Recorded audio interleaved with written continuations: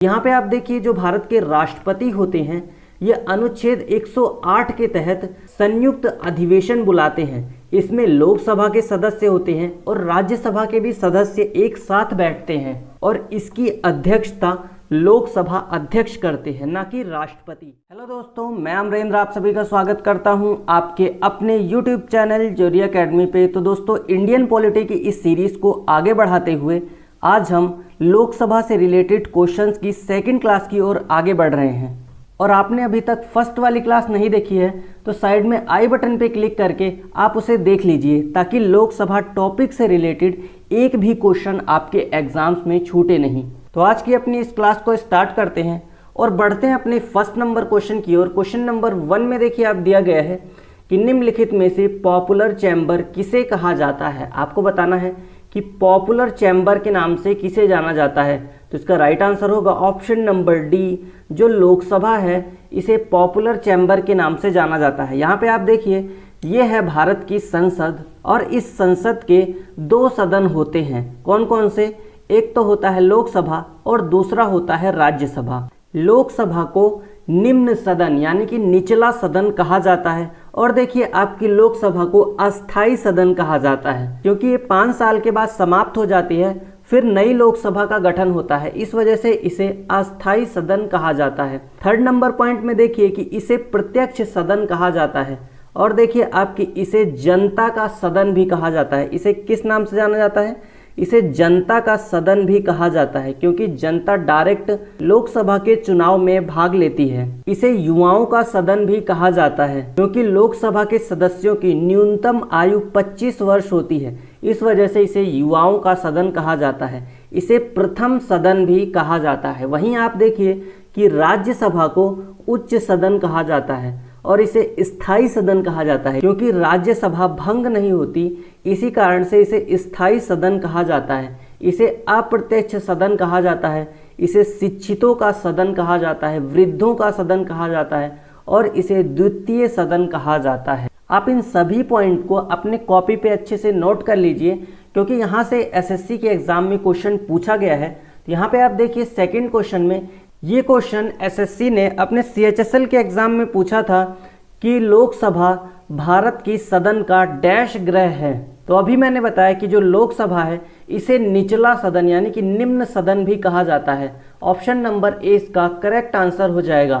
तो आगे बढ़ते हैं अपने नेक्स्ट क्वेश्चन की ओर। क्वेश्चन नंबर 3 में देखिए आप दिया गया है कि निम्नलिखित में से कौन निर्धारित करता है कि कोई विधेयक धन विधेयक है या नहीं। तो विधेयक के निर्धारण की बात की जाए तो लोकसभा अध्यक्ष इसका निर्णय करते हैं। ऑप्शन नंबर सी इसका करेक्ट आंसर हो जाएगा। तो यहाँ पे आप धन विधेयक से जुड़े कुछ और पॉइंट्स को देखिए कि भारतीय संविधान के अनुच्छेद 110 में धन विधेयक की परिभाषा दी गई है। यदि यह प्रश्न उठता है कि कोई विधेयक धन विधेयक है या नहीं, तो उस पर लोकसभा अध्यक्ष का निर्णय अंतिम होता है और इस निर्णय को किसी न्यायालय, संसद या राष्ट्रपति द्वारा चुनौती नहीं दी जा सकती है। ठीक। और देखिए आप दिया गया है कि धन विधेयक को राष्ट्रपति की पूर्व अनुमति से ही सदन में पेश किया जाता है। जो धन विधेयक होता है इसे राष्ट्रपति की पूर्व अनुमति से सदन में पेश किया जाता है। और सेकंड नंबर पॉइंट में देखा हमने कि कोई विधेयक धन विधेयक है या नहीं है, तो उसका निर्णय लोकसभा अध्यक्ष लेते हैं और इनके इस निर्णय को न्यायालय, संसद और राष्ट्रपति इन सभी के द्वारा चुनौती नहीं दी जा सकती है। ठीक। तो आशा करता हूं आप अच्छे से समझ गए होंगे। तो बढ़ते हैं अपने नेक्स्ट क्वेश्चन की ओर। क्वेश्चन नंबर 4 में देखिए आप दिया गया है कि लोकसभा की बैठक आयोजित करने के लिए न्यूनतम कितनी संख्या में सदस्य उपस्थित होने चाहिए। अगर लोकसभा की बैठक आयोजित करनी है तो कम से कम कुल सदस्य का 10वां भाग, इतने सदस्य तो होने ही चाहिए। अगर एक्यूरेट सदस्यों की बात की जाए कि कितने न्यूनतम सदस्य होने चाहिए लोकसभा की बैठक आयोजित करने के लिए, तो यहाँ पे आप देखिए कि वर्तमान में लोकसभा में कुल सदस्य हैं 550 और इसका अगर 10वां भाग निकाला जाए तो यहाँ पे आप देखिए कि 0 से 0 कट जाएगा और बचेगा 55। तो कम से कम 55 सदस्य होने चाहिए लोकसभा में, तभी बैठक प्रारंभ होगी।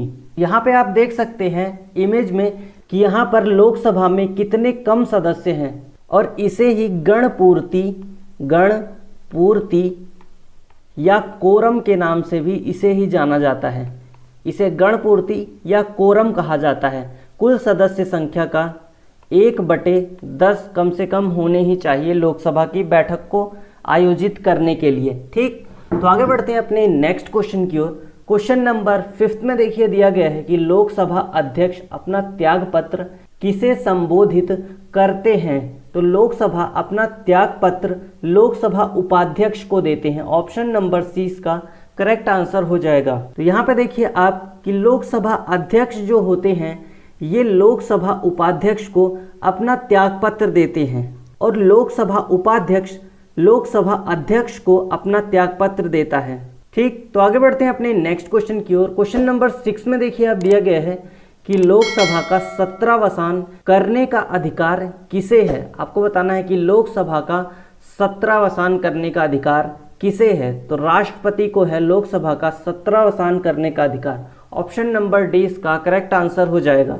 अब यहाँ पे आप देखिए कि भारतीय संविधान के अनुच्छेद 85 के तहत राष्ट्रपति दोनों सदनों के अधिवेशन को आहूत मतलब होता है बुलाना, और सत्रावसान होता है सत्र को समाप्त कर देना। तो दोनों सदनों की बैठक को बुलाना और उन्हें समाप्त करने का अधिकार राष्ट्रपति का होता है। ठीक, तो अब यहाँ पे आप देखिए कि जो भारत के राष्ट्रपति होते हैं ये लोकसभा और राज्यसभा के सदस्यों को बुलाते हैं, लेकिन इस बैठक की अध्यक्षता राष्ट्रपति स्वयं नहीं करते। तो फिर कौन करता है? तो लोकसभा में लोकसभा अध्यक्ष इस बैठक की अध्यक्षता करते हैं, और राज्यसभा में राज्यसभा के सभापति इस बैठक की अध्यक्षता करते हैं। और राष्ट्रपति द्वारा सत्र को बुलाना ही आहूत कहलाता है। यहाँ पे थोड़ा सा ध्यान से समझिए आप कि मैं संयुक्त अधिवेशन की बात नहीं कर रहा हूँ। संयुक्त अधिवेशन अनुच्छेद 108 में बताया गया है। यहाँ पर मैं संसद के सत्रों की बात कर रहा हूँ जो कि अनुच्छेद 85 में बताया गया है।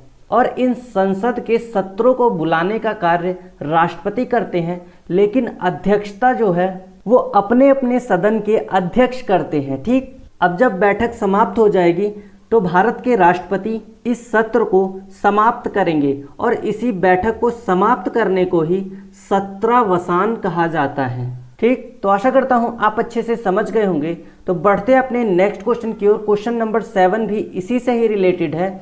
यहाँ पे आप देखिए कि दिया गया है कि एक वर्ष में लोकसभा के सामान्य कितने सत्र आयोजित किए जाते हैं। तो लोकसभा के सामान्यतः एक वर्ष में 3 सत्र आयोजित किए जाते हैं। ऑप्शन नंबर सी इसका करेक्ट आंसर हो जाएगा। यहाँ पे आप देखिए कि दिया गया है कि एक वर्ष में 3 सत्र हो सकते हैं।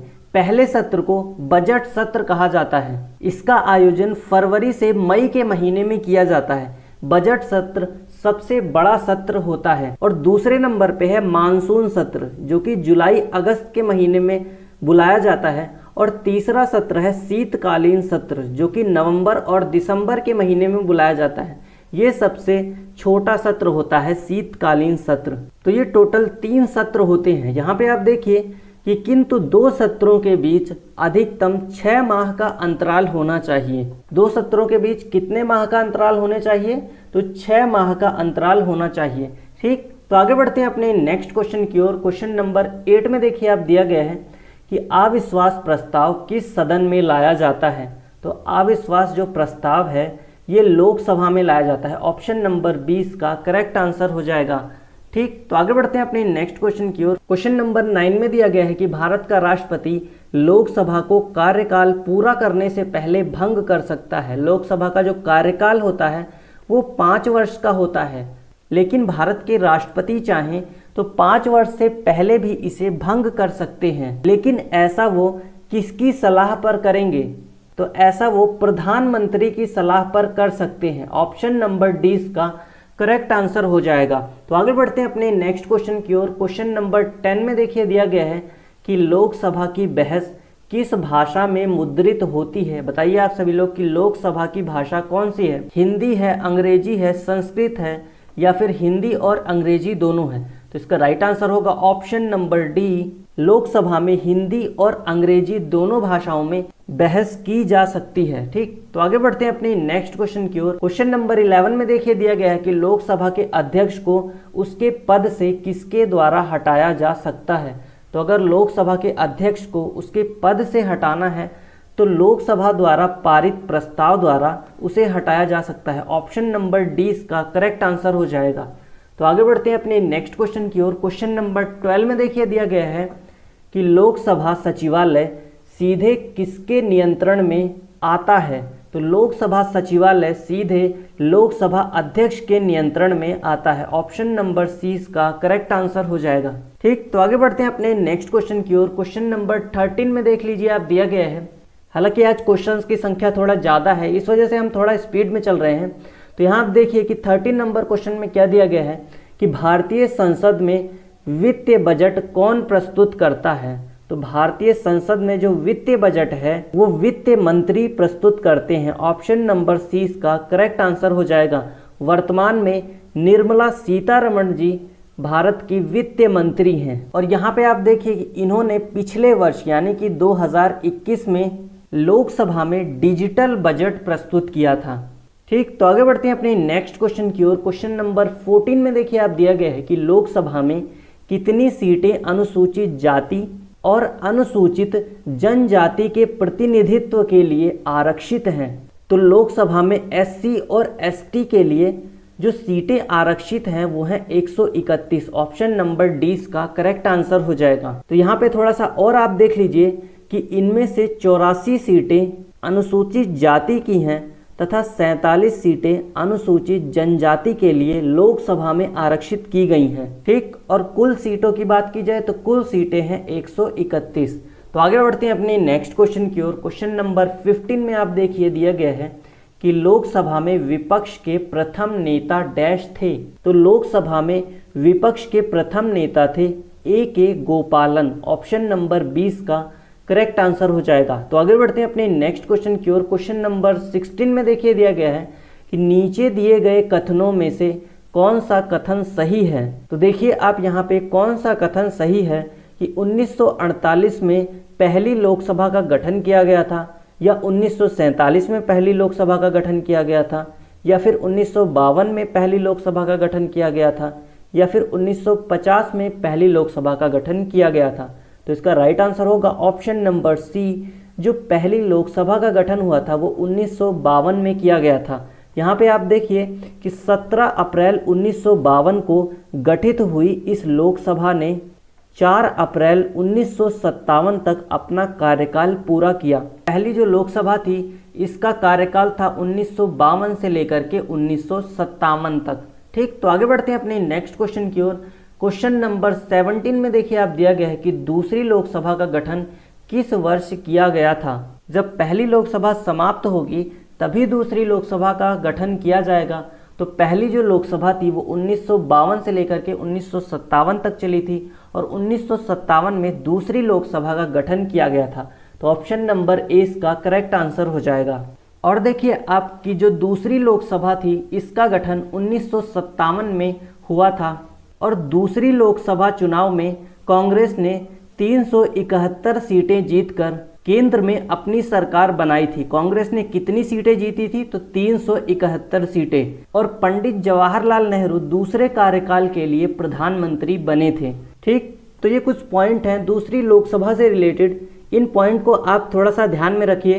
तो बढ़ते हैं अपने नेक्स्ट क्वेश्चन की ओर। क्वेश्चन नंबर 18 में देख लीजिए दिया गया है कि भारतीय संविधान में एमएलए का पूरा रूप क्या है। भारतीय संविधान में एमएलए का पूरा रूप होता है member of legislative assembly. Option number A इसका करेक्ट आंसर हो जाएगा।